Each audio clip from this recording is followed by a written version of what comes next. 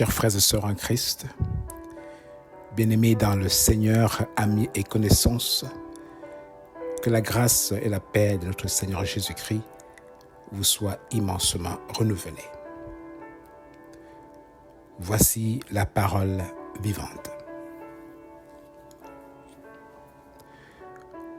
Tremblant et saisi d'effroi, il dit « Seigneur, que veux-tu que je fasse ?» Et le Seigneur lui dit « Lève-toi, entre dans la ville et on te dira ce que tu dois faire. » Acte 9, verset 6.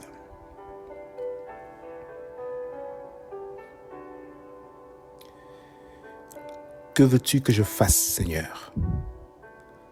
Tel est le titre de notre message du jour.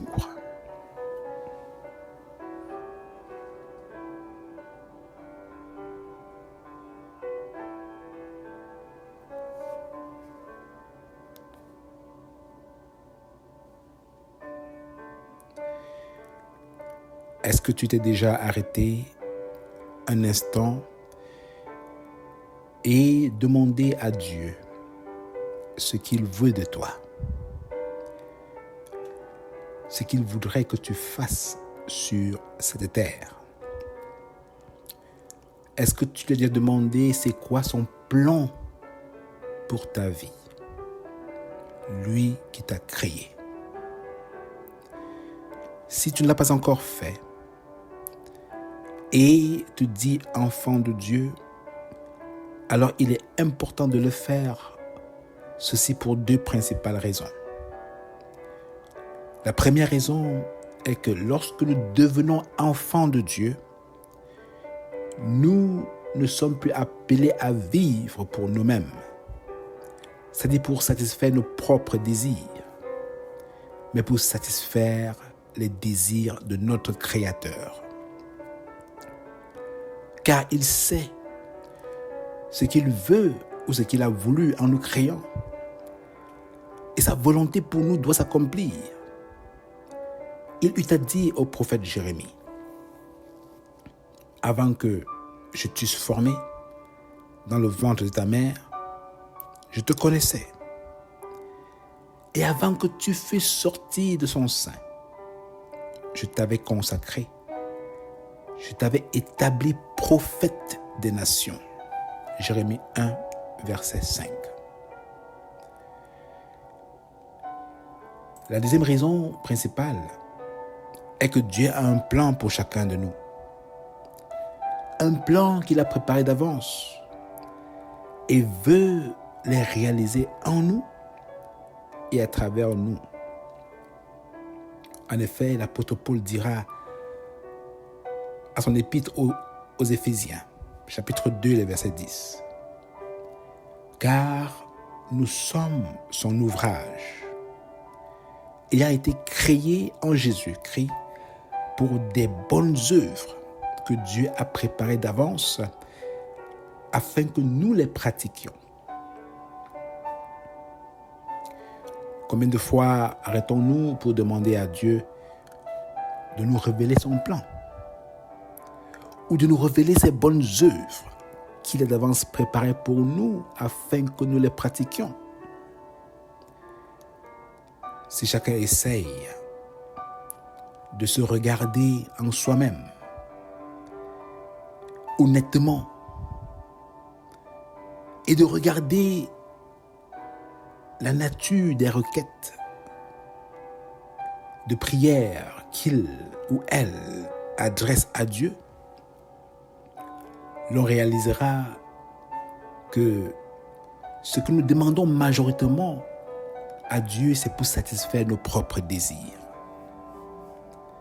Seigneur, je veux une chaussure.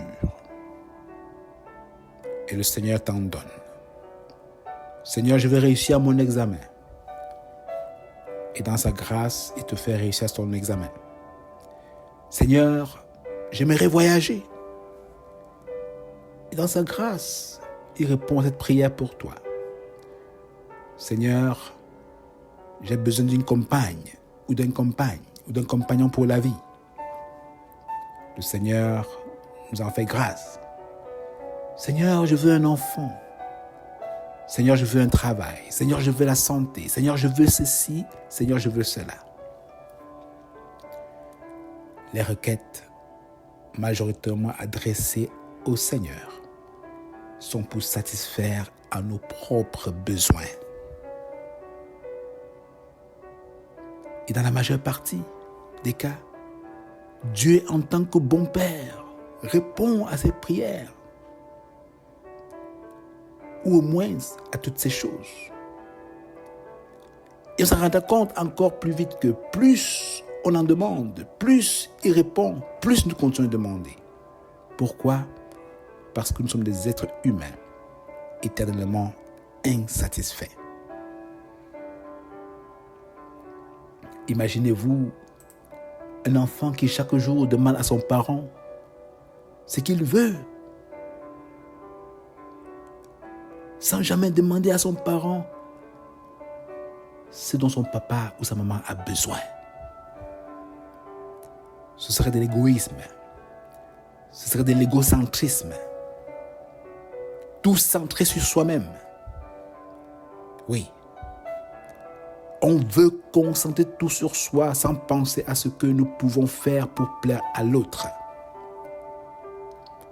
Dans une relation familiale, enfants et parents ont tous des besoins. Les parents ont besoin, par exemple, que leurs enfants leur soient obéissants, qu'ils les respectent et les honorent. Les parents ont besoin d'avoir un peu de temps de qualité avec leurs enfants. Les parents ont besoin que les enfants ne paraissent pas, mais qu'ils travaillent pour réussir dans la vie. Les parents ont besoin que leurs enfants soient serviables, aussi bien à la maison que dans la société. Pour les parents qui craignent Dieu, ils ont aussi besoin que leurs enfants aiment et craignent l'Éternel de tout leur cœur et soient sauvés. Et bien d'autres, les parents ont aussi des besoins.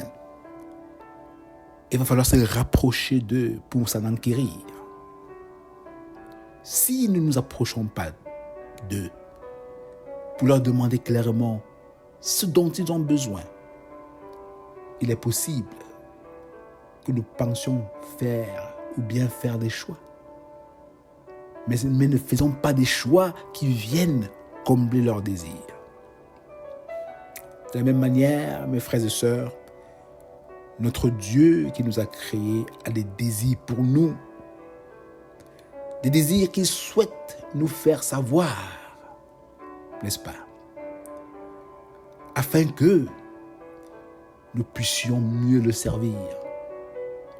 Pour que nous puissions mener une vie qui lui plaise. Et ces choses dont Dieu a besoin de nous ne s'obtiennent pas naturellement. Car naturellement, nous ne cherchons pas à pratiquer ce que Dieu veut. Pourquoi? Parce que les désirs de Dieu, les désirs de l'esprit sont contraires à ceux de la chair. Notre chair a toute tendance à vouloir prendre le dessus. Il y a conflit entre les désirs de Dieu et ceux de notre chair. Par exemple, combien de personnes demandent à Dieu de leur apprendre à aimer le prochain? C'est un désir de l'esprit de Dieu. Apprendre à aimer l'autre. Mais la chair va vouloir le contraire. C'est-à-dire vouloir que nous détestions le prochain. Que nous le haïssions. Alors que l'Esprit de Dieu va vouloir que nous soyons bons. La chair va désirer que nous fassions le mal.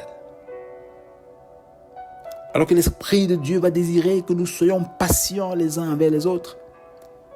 La chair va toujours nous amener à être impatients, à nous irriter rapidement, à perdre contrôle de nous-mêmes. Pour nous citer ces quelques exemples. Ce que désire notre chair est toujours contraire à ce que désire l'Esprit de Dieu en nous. C'est un combat perpétuel en nous. Voilà pourquoi nous devons prier afin que Dieu, oui, accomplisse son merveilleux plan pour nous et en nous en amenant son Saint-Esprit, notre aide et notre collaborateur pour produire en nous ce que Dieu désire de nous. Voilà le désir de Dieu. Voilà le désir qui doit nous animer tous les jours en tant qu'enfants de Dieu. Désirer connaître sa volonté. Seigneur, dis-moi aujourd'hui ce que tu veux que je fasse. Et il le dira d'une manière ou d'une autre. Peut-être à travers sa parole. Peut-être à travers un frère, une sœur. Je ne sais pas. Mais il faut que ce désir nous anime. Et le faisant, Dieu sera honoré, il sera glorifié, car plus nous connaîtrons sa volonté dans nos vies, et plus nous pratiquerons ce qu'il veut de nous. Alors nous mènerons une vie comblée en Dieu, une vie qui réponde non seulement à nos besoins, mais d'abord à ceux de Dieu. Tant que Dieu est honoré, parce que nous faisons ce qu'il veut, nous aussi serons comblés. Nous serons comblés. Alors, qu'est-ce que Dieu veut de nous? C'est quoi son plan pour ta vie, pour ma vie? C'est ce que nous verrons une prochaine fois dans une autre édition de la parole vivante. D'ici à là, prions.